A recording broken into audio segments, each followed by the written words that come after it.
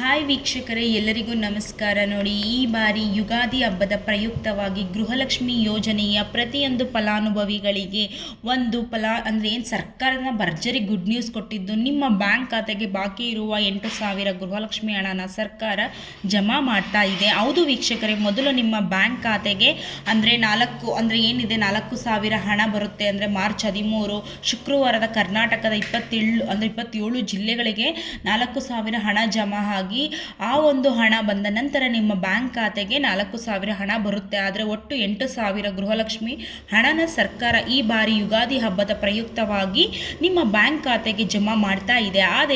ಅದೇ ರೀತಿ ration card ಹೊಂದಿರುವ ಪ್ರತಿ ಕಾರ್ಡ್ದಾರರಿಗೂ ಕೂಡ ಸರ್ಕಾರ 3 ಭರ್ಜರಿ ಗುಡ್ ನ್ಯೂಸ್ ಕೂಡ ಕೊಟ್ಟಿದ್ದು, ಸರ್ಕಾರದಿಂದ ಬಂದಿರುವ ಮಾಹಿತಿ ಏನು ಅಂತ ತಿಳ್ಕೊಳ್ಳೋಣ. ಅದಕ್ಕಿಂತ ಮೊದಲು ನೋಡಿ ವೀಕ್ಷಕರೇ, ನೀವೇನಾದರೂ ಇನ್ನೂ ಕೂಡ ನನ್ನ ಚಾನಲ್ನ ಸಬ್ಸ್ಕ್ರೈಬ್ ಆಗದೆ ಹಾಗೆ ವಿಡಿಯೋನ ನೋಡ್ತಾ ಇದ್ರೆ ದಯವಿಟ್ಟು ಪ್ರತಿಯೊಬ್ಬರು ಚಾನಲ್ನ ಸಬ್ಸ್ಕ್ರೈಬ್ ಮಾಡಿಕೊಂಡು ಹಾಗೆ ವಿಡಿಯೋಗೆ ಒಂದು ಲೈಕನ್ನು ಕೊಡಿ.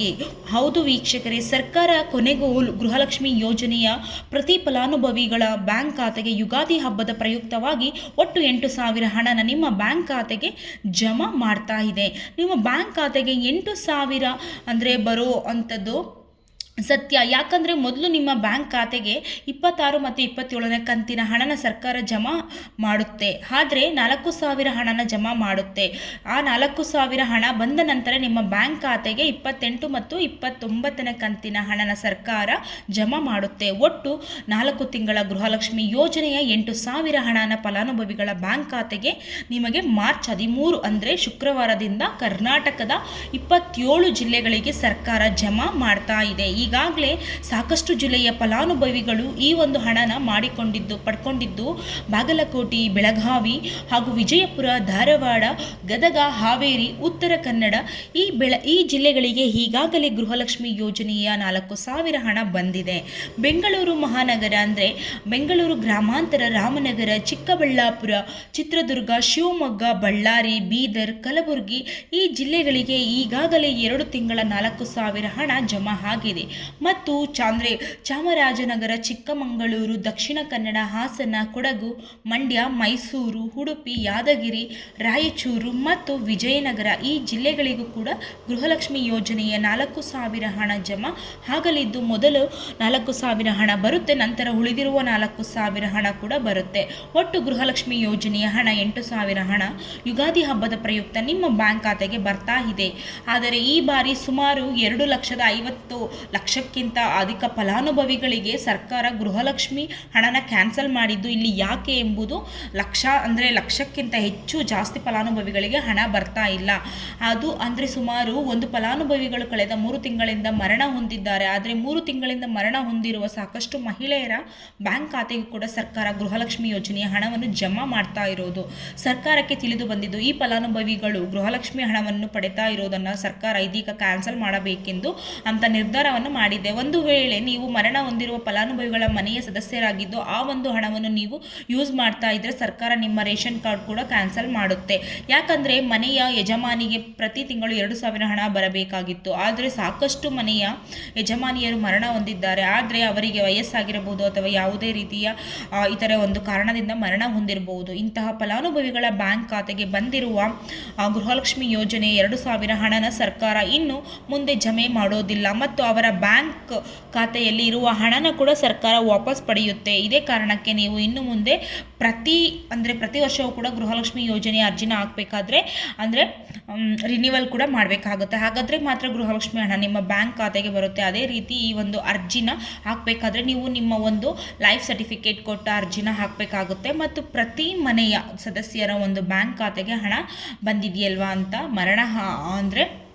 ಮರಣ ಹಣ ಹೊಂದಿರುವ ಸದಸ್ಯರ ಬ್ಯಾಂಕ್ ಖಾತೆಗೆ ಬಂದಿದೆಯಾ ಅಂತ ಹೇಳಿ ಸದಸ್ಯರು ಈ ಬ್ಯಾಂಕ್ ಖಾತೆಗೆ ಬಂದಿದೆಯಾ ಆ ಒಂದು ಸದಸ್ಯರು ಇದ್ದಾರೋ ಇಲ್ವೋ ಅಂತ ತಿಳಿಯೋಕೆ ಸರ್ಕಾರ ಪ್ರತಿ ಮನೆಯ ಕುಟುಂಬಕ್ಕೆ ಕೆಲವು ಸರ್ಕಾರದಿಂದ ನೇಮಕಗೊಂಡಿರುವ ಅಧಿಕಾರಿಗಳನ್ನು ಕಳಿಸಿ ಆ ಒಂದು ಮನೆಯ ಸದಸ್ಯರ ದಾಖಲಾತಿಗಳನ್ನು ಚೆಕ್ ಮಾಡ್ತಾರೆ. ನಿಮ್ಮ ಮನೆಗೂ ಕೂಡ ಆ ಒಂದು ಅಧಿಕಾರಿಗಳು ಬರುವಂತಹ ಸಾಧ್ಯತೆ ತುಂಬಾ ಇರುತ್ತೆ. ಯಾಕಂದರೆ ಇಲ್ಲಿಯವರೆಗೂ ಗೃಹಲಕ್ಷ್ಮಿ ಯೋಜನೆಯು ಎಷ್ಟು ಫಲಾನುಭವಿಗಳು ಹಣನ ಪಡಿತಾ ಇದ್ದು ಎಷ್ಟು ಫಲಾನುಭವಿಗಳು ಮರಣ ಹೊಂದಿದ್ದಾರೆ ಅಂತ ಸರ್ಕಾರಕ್ಕೆ ಒಂದು ಲೆಕ್ಕ ಕೂಡ ಸಿಗಬೇಕಾಗಿದೆ. ಇದೇ ಒಂದು ಕಾರಣಕ್ಕೆ ನಿಮ್ಮ ಮನೆಗೂ ಕೂಡ ಆ ಒಂದು ಅಧಿಕಾರಿಗಳು ಬರುವ ಸಾಧ್ಯತೆ ತುಂಬಾ ಇದೆ. ರೇಷನ್ ಕಾರ್ಡ್ ಹೊಂದಿರುವ ಪ್ರತಿಯೊಂದು ಕಾರ್ಡ್ದಾರರಿಗೂ ಕೂಡ ಸರ್ಕಾರ ಭರ್ಜರಿ ಗುಡ್ ನ್ಯೂಸನ್ನು ಕೂಡ ಕೊಟ್ಟಿದೆ. ಇಲ್ಲಿ ಒಂದಲ್ಲ ಎರಡಲ್ಲ ಒಟ್ಟು 3 ರೀತಿಯ ಭರ್ಜರಿ ಗುಡ್ ನ್ಯೂಸನ್ನು ನಿಮ್ಮ ಒಂದು ರೇಷನ್ ಕಾರ್ಡಿಗೆ ಸರ್ಕಾರ ಕೊಡ್ತಾ ಇದೆ.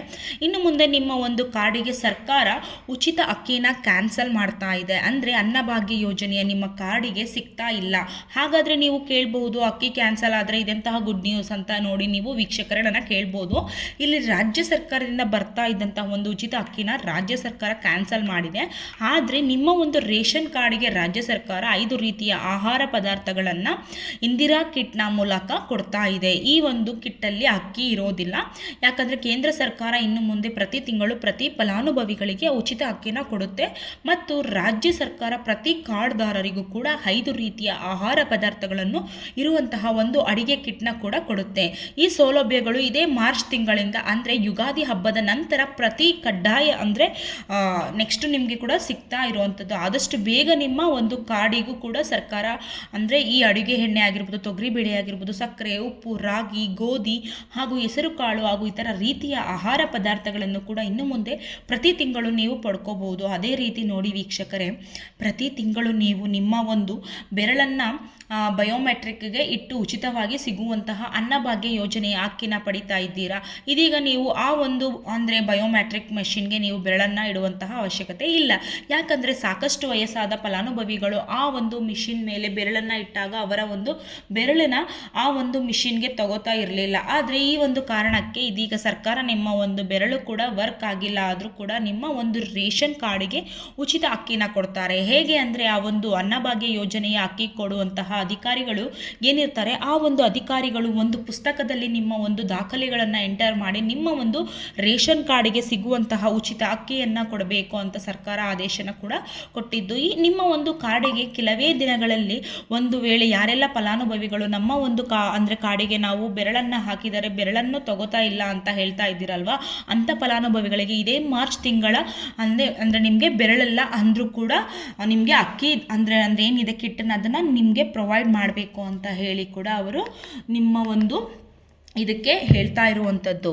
ನಿಮ್ಮ ಒಂದು ಮೊಬೈಲ್ ನಂಬರ್ಗೆ ಏನಿರುತ್ತಲ್ವ ಅದು ಆ ನಂಬರ್ಗೆ ಬರುವಂತಹ OTP ಮೂಲಕ ಕೂಡ ಅವರು ನಿಮ್ಮ ಒಂದು ರೇಷನ್ ಕಾರ್ಡಿಗೆ ಸಿಗುವ ಸೌಲಭ್ಯನ ಪಡ್ಕೋಬಹುದು.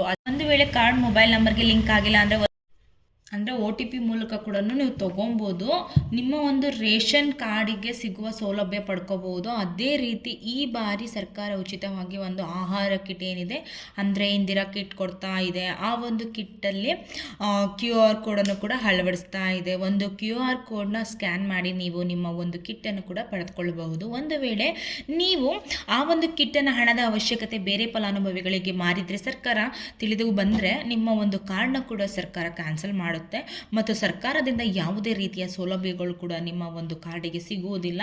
ಅದೇ ಒಂದು ಕಾರಣಕ್ಕೆ ಈ ಬಾರಿ ಯುಗಾದಿ ಹಬ್ಬಕ್ಕೆ ಪ್ರತಿ ಫಲಾನುಭವಿಗಳಿಗೂ ಸರ್ಕಾರ ಭರ್ಜರಿ ಗುಡ್ ನ್ಯೂಸ್ ಅನ್ನು ಕೊಟ್ಟಿದ್ದು ನಿಮ್ಮ ಒಂದು ರೇಷನ್ ಕಾರ್ಡಿಗೆ ಸರ್ಕಾರದ ಸೌಲಭ್ಯಗಳನ್ನು ಕೂಡ ಕೊಡ್ತಾ ಇದೆ. ಅದೇ ರೀತಿ ಗೃಹಲಕ್ಷ್ಮಿ ಯೋಜನೆಯ ಪ್ರತಿಯೊಂದು ಫಲಾನುಭವಿಗಳಿಗೂ 2 ತಿಂಗಳು ಅಂದರೆ 4,000 ಹಣವನ್ನು ಕೂಡ ಜಮಾ ಮಾಡಿ ನಂತರ ಮತ್ತೆ 2 ತಿಂಗಳ 4,000 ಹಣ ಜಮಾ ಮಾಡುತ್ತೆ. ಒಟ್ಟು ನಿಮ್ಮ ಬ್ಯಾಂಕ್ ಖಾತೆಗೆ 4 ತಿಂಗಳ 8,000 ಗೃಹಲಕ್ಷ್ಮಿ ಅಂದರೆ ಹಣನ ಸರ್ಕಾರ ಕೊಡ್ತಾ ಇದೆ. ಈ ಒಂದು ಸೌಲಭ್ಯಗಳು ಪ್ರತಿ ಫಲಾನುಭವಿಗಳಿಗೂ ಸಿಗುತ್ತೆ ಮತ್ತು ಗೃಹಲಕ್ಷ್ಮಿ ಹಣಕ್ಕೂ ಕೂಡ ನಿಮ್ಮ ಬ್ಯಾಂಕ್ ಖಾತೆಗೆ ಮಾರ್ಚ್ 13 ಶುಕ್ರವಾರದಿಂದ ಬರುತ್ತೆ ಅಂತ ಹೇಳ್ತಾ ಇದ್ದಷ್ಟು ಸರ್ಕಾರದಿಂದ ಬಂದಿರುವ ಹೊಸ ಮಾಹಿತಿಯಾಗಿದೆ. ನಾನು ಕೊಟ್ಟಿರುವಂತಹ ಮಾಹಿತಿ ನಿಮಗೆ ಇಷ್ಟ ಆಗಿದ್ದಲ್ಲಿ ದಯವಿಟ್ಟು ಪ್ರತಿಯೊಬ್ಬರು ಕೂಡ ನನ್ನ ಚಾನಲ್ನ ಸಬ್ಸ್ಕ್ರೈಬ್ ಮಾಡ್ಕೊಳ್ಳಿ, ಹಾಗೆ ಒಂದು ಬೆಲ್ಲೈಕನ್ನ ಕ್ಲಿಕ್ ಮಾಡಿ. ಹೀಗೆ ಸಪೋರ್ಟ್ ಮಾಡ್ತೀರಿ ಅಂತ ಹೇಳ್ತಾ ಥ್ಯಾಂಕ್ ಯು ಸೋ ಮಚ್. ಏನಾದರೂ ಡೌಟ್ ಇದ್ರೂ ಕೂಡ ಕಮೆಂಟ್ ಬಾಕ್ಸಲ್ಲಿ ತಿಳಿಸಿ ಅಂತ ಹೇಳ್ತಾ ಥ್ಯಾಂಕ್ ಯು.